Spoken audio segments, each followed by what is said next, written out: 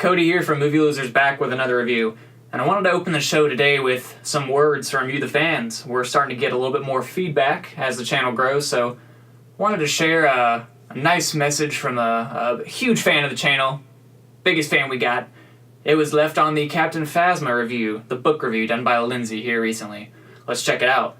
Let's see what Josh Wilcox had to say. Good book review. Alright. But did you have to keep intercutting your boyfriend or whoever that ugly guy was with his weird looks and expressions? That was unnecessary, just like the unnecessary parts of the book.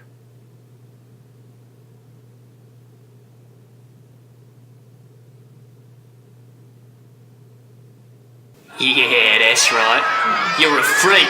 What a loser. Weirdo. Loser. Ugly. Josh said you're ugly. Josh said fucking weirdo.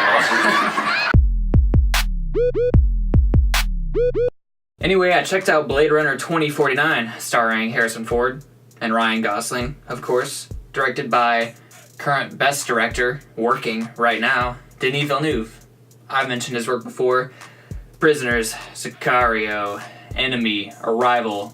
I mean, this guy just can do no wrong. It's really a masterpiece of a film, if I'm going to be honest with you. I think, anyway, at this point. I got out. I needed more time to process the movie. And then here I am a couple days later. And I'm still really struggling with, ultimately, a lot of things. How I'm supposed to take things.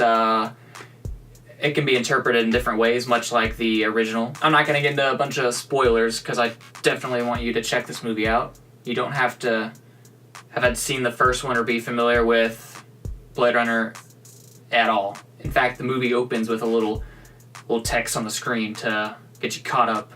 But I thought Ryan Gosling gave a really subdued performance. His character was written that way. It was one of those very atmospheric movies, much like the first one. You want to check this one out on maybe an overcast Sunday afternoon when you're alone in your head, just with your own thoughts and feeling melancholy. I don't know. It's one of those movies where you're not going to pop it in and have a real fun time in the theater, but it's just so beautiful to see on the screen. The cinematography alone is Daddy, Roger Deakins, cinematography, Daddy, SRM who was and will be dead. incredible.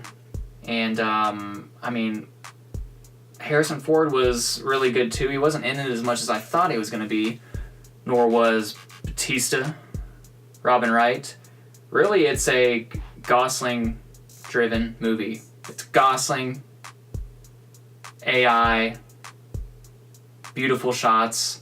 The score by Hans Zimmer was very good, as it always is. He's one of the all-time greats. It didn't feel like a 2-hour and 44-minute movie, to be honest with you.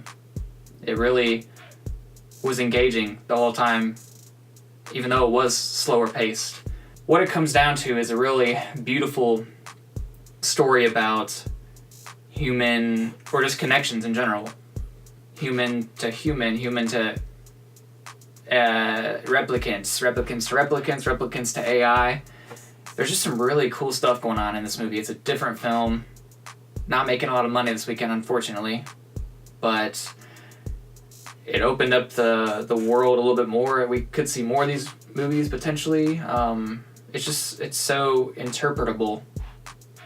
I don't know. It's one of those movies you get a special feeling. Some people could hate it.